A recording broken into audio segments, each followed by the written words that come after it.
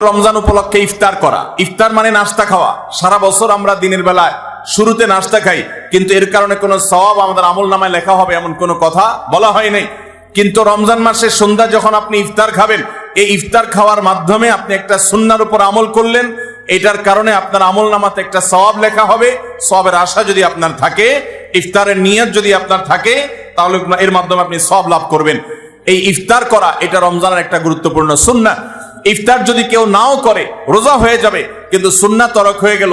এই জন্য ইফতারে যতটুকু তৌফিক হয় ততটুকু কিছু না কিছু মুখে দেওয়া, এটা সুন্নাহ। ইফতারের দোয়া পড়া, ইফতারের দোয়াটা আমরা অনেকে জানিও না, আবার অনেকে জানলেও সেটা কখন পড়তে হয় সেটা জানি না। ইফতারের শুরুতে বিসমিল্লাহ বলে ইফতার শুরু করতে হবে, ইফতার করা শেষ, এরপরে দোয়া পড়তে হবে। আমরা অনেকে ইফতারের আগে দোয়া পড়ি, এই দোয়াটা ইফতার দোয়াটা পড়তে হয় ইফতারের পরে। দোয়াটা হলো যাহাবাজ জামা ওয়াবতাল্লাতিল উরুক ওয়া সাবাতাল আজরু ইনশাআল্লাহ। এটা হলো দোয়া।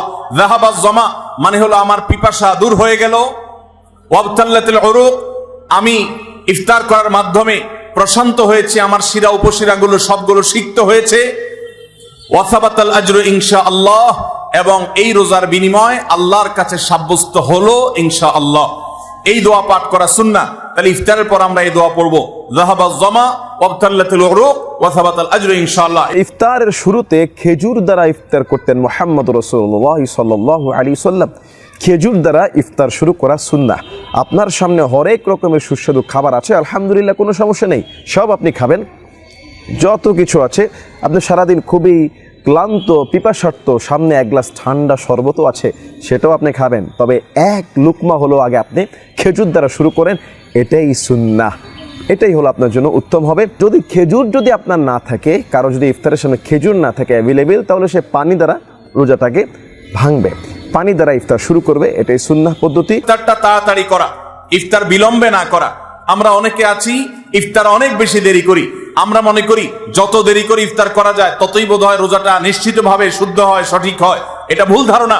নবী করিম সাল্লাল্লাহু আলাইহি সাল্লাম বলেছেন, যতদিন পর্যন্ত এই উম্মত মুসলমান জাতি ইফতার দ্রুততার সাথে করবে, অর্থাৎ ওয়াক্ত হওয়ার পর আর বিলম্ব করবে না, ততদিন পর্যন্ত তারা কল্যাণের মধ্যে থাকবে।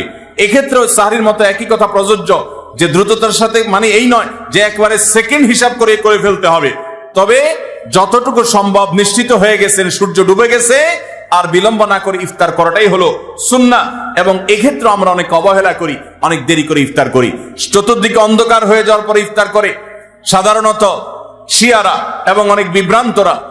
আহলে সুন্নাহ জামাতের সকল উলামায়ে কেরামের ঐক্যবদ্ধ ফতোয়া হলো যে ইফতার তাড়াতাড়ি করা হলো সুন্নাহ। রাসূল সাল্লাল্লাহু আলাইহি ওয়াসাল্লাম বলেছে, আমার উম্মত যতদিন তাড়াতাড়ি ইফতার করবে ততদিন তারা কল্যাণের উপরে থাকবে। তাড়াতাড়ি ইফতার করা মানে এই নয় যে ইফতারের সময় হওয়ার পূর্বেই ইফতার করে ফেলা, ব্যাপারটা এমন নয়, বরং ইফতারের সময় হওয়া মাত্র ইফতার করে ফেলা। ইফতারের সময় কখন হবে এই সম্পর্কে একজন মুসলমানের জ্ঞান রাখা উচিত।